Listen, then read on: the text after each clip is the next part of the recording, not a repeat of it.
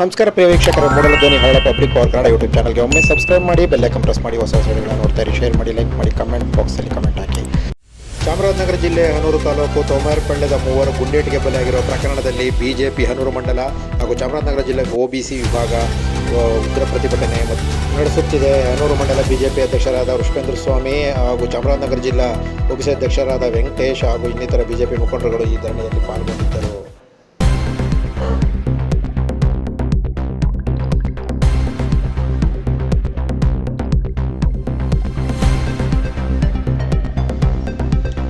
ನಮಸ್ಕಾರ ಬಂಧುಗಳೇ, ಏನು ನಮ್ಮ ಹನೂರು ವಿಧಾನಸಭಾ ಕ್ಷೇತ್ರ ವ್ಯಾಪ್ತಿಯ ತೋಮರಪಳ್ಳ್ಯ ಅರಣ್ಯ ವ್ಯಾಪ್ತಿಯಲ್ಲಿ ನಮ್ಮ 3 ಜನ ಅಮಾಯಕರನ್ನು ಕೊಲೆಗಡುಕ ಅರಣ್ಯ ಅಧಿಕಾರಿಗಳು ಗುಂಡಿಕ್ಕಿ ಅಮಾನುಷವಾಗಿ ಕೊಲೆ ಮಾಡಿದ್ದಾರೋ ಇದು ನಾಗರಿಕ ಸಮಾಜ ತಲೆ ತಗ್ಗಿಸುವಂಥದ್ದು.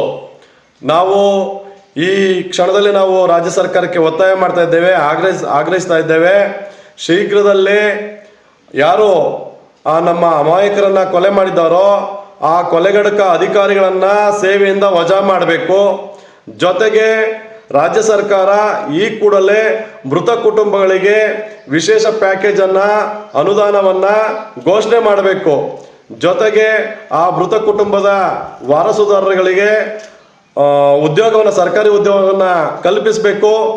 ಜೊತೆಗೆ ನಿವೃತ್ತ ನ್ಯಾಯಾಧೀಶರ ನೇತೃತ್ವದಲ್ಲಿ ತನಿಖೆಯನ್ನು ಮಾಡಿ ತಪ್ಪಿತಸ್ಥರ ವಿರುದ್ಧ ಕ್ರಮ ಕೈಗೊಳ್ಳಬೇಕು ಅಂತ ನಾವು ಈ ಮೂಲಕ ಆಗ್ರಹಿಸ್ತಾ ಇದ್ದೇವೆ.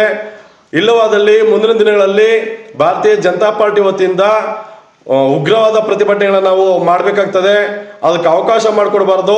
ಶೀಘ್ರದಲ್ಲೇ ಈ ಒಂದು ಘಟನೆಯ ನೈತಿಕತೆ ಹೊಣೆಯನ್ನು ಹೊತ್ತು ಅರಣ್ಯ ಸಚಿವರು ರಾಜೀನಾಮೆಯನ್ನು ನೀಡಬೇಕು ಅಂತ ಈ ಸಂದರ್ಭದಲ್ಲಿ ಹೇಳ್ತಾ ಇದ್ದೇವೆ. ನಮಸ್ಕಾರಗಳು.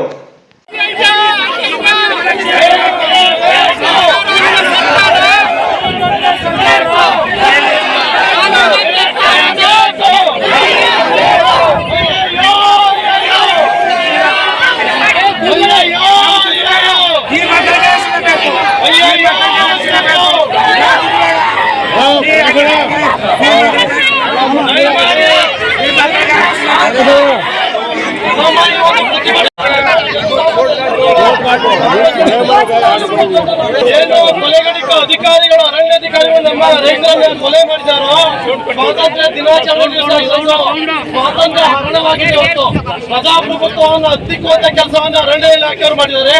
ಈ ಕಾರಣಕ್ಕಾಗಿ ನಾವು ನ್ಯಾಯ ಕೇಳ್ತಾ ಇದ್ದೇವೆ. ಇದು ಅನಿರ್ದಿಷ್ಟ ಅವಧಿಯ ಪ್ರತಿಭಟನೆ ಆಗ್ತದೆ. ಇವತ್ತು ಏನಾದ್ರು ಸಚಿವರು ಉಸ್ತುವಾರಿ